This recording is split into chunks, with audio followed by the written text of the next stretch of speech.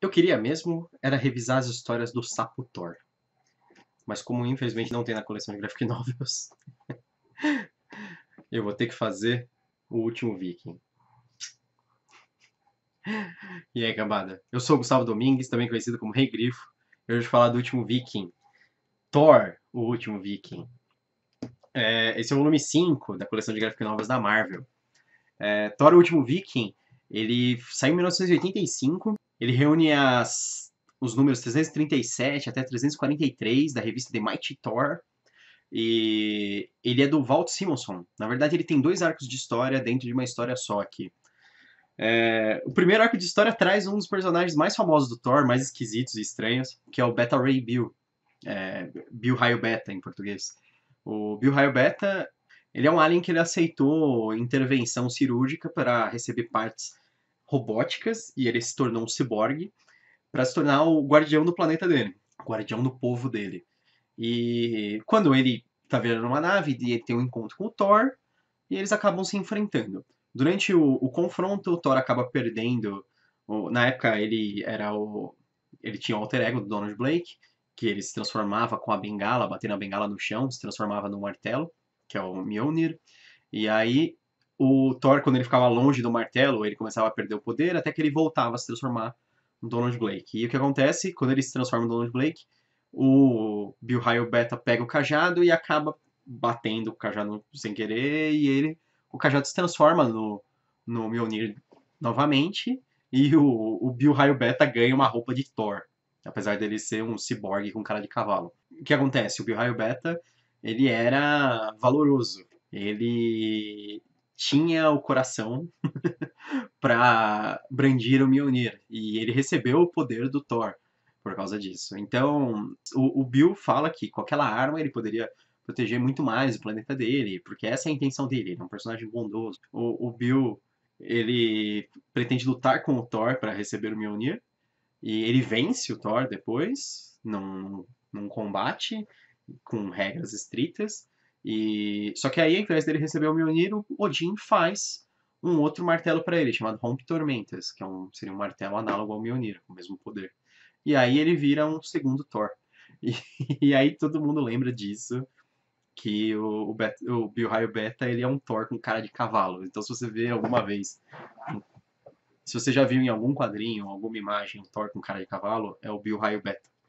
É esse personagem. Ele é um dos personagens icônicos do Walter Simonson. O outro é o sapo, o sapo Thor, ou Thor, o sapo do trovão, que foi uma época que o Thor foi transformado num sapo. Mas isso é outra história, nem vou entrar em detalhes. Mas o Walt Simonson ele trouxe muitos personagens icônicos e esquisitos para a história do Thor.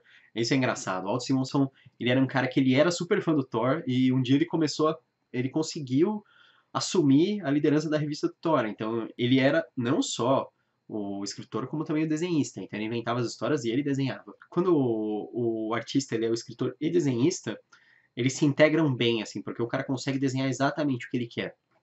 É, os únicos outros que conseguem fazer isso são os roteiristas que conseguem passar perfeitamente pro desenhista o que ele quer que seja representado. Ou o desenhista que é aqueles caras assim que são quase telepatas e eles sabem o que o cara quer que seja, mas essa combinação de trabalho é um pouco mais difícil de acontecer.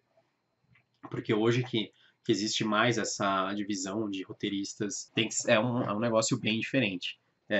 Apesar de que normalmente eles conseguem completar muito bem seu trabalho. Isso desde antigamente. No caso do Stan Lee, do Jack Kirby, por exemplo, o Kirby completava o trabalho do Lee. A parte criativa dele era tão importante quanto. O Stan Lee era o roteirista, mas o Kirby era o cara que transmitia aquilo e que transformava aquilo num negócio chamativo e legal. Então, quando o Walt Simonson ele pegou uma fase que dentro desse universo que tinha sido criado pelo Stan Lee, e principalmente pelo Kirby, pelo imaginário do Kirby, todas essas a imagem dos deuses nórdicos, ele quis também ser criativo e criar. Então ele trouxe nessa história tem o Bill Raio Beta, que é uma das grandes criações dele. E tem outras também, tem o Malekith, tem uma série de outras coisas. Metade da história é do Bill Raio Beta, a outra metade é o Thor enfrentando o Fafnir, que é um dragão, que é um personagem recorrente. um vilão recorrente do Thor. E tem uma história dele com vikings e tal. Não é tão interessante quanto a do Bill Raio Beta, que essa é mais engraçada. Tem umas situações bem bizarras, assim. Ele gostava da estranheza, causar estranheza no leitor. E funciona bem, assim. É um negócio interessante. Não é uma história genial, reflexiva, de se pensar. É um quadrinho para se divertir mesmo, para ver um ciborgue com cara de cavalo e poderes de um deus se batendo com o Thor. E depois o Thor batendo num dragão, que é o Fafnir. Mas Thor, o último Viking, acho que fora a época do Kirby, das histórias mais antigas do Thor, é a mais icônica, uma das mais clássicas, assim. Porque o Simonson, ele usou bastante os deuses, ele usou bastante o panteão nórdico dentro da história. Então, eles aparecem muito nessa história. Aparece o Odin, aparece o Balder, aparece um monte de gente. Às vezes, muitos escritores deixam isso em segundo plano. E isso é uma parte meio fundamental do Thor, que nem Temícera para Mulher Maravilha. Você tem que usar o panteão, porque o Thor, ele é um personagem que ele é aquele tipo, é um personagem herdeiro. Ele é o herdeiro dos deuses, herdeiro de um poder imenso. Então, vocês têm que utilizar o background que ele tem de, de mitologia mesmo. E é bem utilizado aqui, e é legal. As melhores histórias do Thor são as que são bem utilizadas, as que você funde isso com elementos mais modernos. Então, o Bill Raio Beta é meio maluco, porque ele é um ciborgue do espaço alienígena, e ele funde a história dele com a mitologia nórdica, porque ele luta com o Thor, ele recebe um presente do Odin, ele vai para Asgard, tem todas essas coisas. Ele vai para a Forja dos Anões, onde eles forjam um novo martelo, que é o Rompe Tormentas, com metal uru, tem toda aquela história. Então, tipo, é essa maluquice introduzida dentro da história mitológica meio clássica. Mas é bem legal, é muito bom de conferir. É, vale a pena, é ótimo ter essa história na coleção. Essa foi minha resenha de hoje.